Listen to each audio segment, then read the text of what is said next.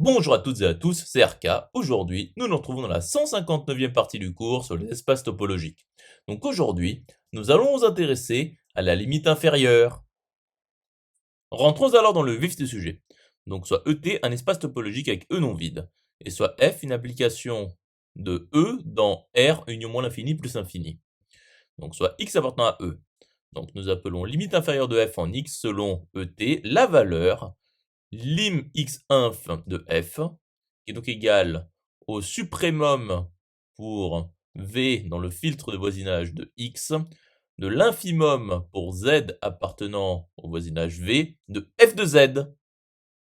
Démontrons alors que pour tout a appartenant à R union moins l'infini plus l'infini, a est égal à la limite inférieur de f en x est équivalent à dire que pour tout b de R, b strictement inférieur à A est équivalent à qu'il existe un voisinage v de x tel que pour tout z de v, f de z est strictement supérieur à b.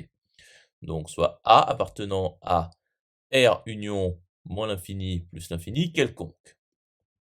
Donc voyons l'implication directe. Donc par définition de la limite inf en x de f, eh bien nous avons que b est strictement inférieur à la limite inf en x de f est équivalent à il existe un voisinage v de x tel que pour tout z de v, f de z est strictement supérieur à b.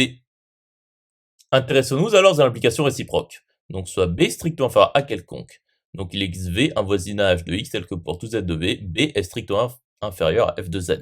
Et donc b est strictement inférieur au suprémum pour v appartenant au filtre des voisinages de x, de l'infimum pour z appartenant à v des f de z, qui est par définition égal à la limite inf en x, limite inférieure en x de f. Donc supposons que a est strictement supérieur à la limite inférieure en x de f.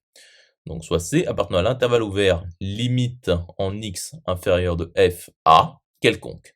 Donc C est strictement inférieur à A. Et donc il existe V un voisinage de x tel que pour tout z de V, C est strictement inférieur à f de z. Et donc C est strictement inférieur à la limite inférieure en x de f, ce qui est absurde. Et donc A est inférieur ou égal à la limite inférieure en x de f. Continuons la démonstration. Donc supposons à présent que A est strictement inférieur à la limite inférieure en x de f. Donc soit C appartenant à l'intervalle ouvert A limite inférieure en x de f quelconque. Donc il existe V un voisinage de x tel que pour tout z de v, f de z est strictement supérieur à C. Et donc, par hypothèse, C est strictement inférieur à A. Ce qui est absurde. Et donc A est donc égal à la limite inférieure en x de f. Conclusion établie.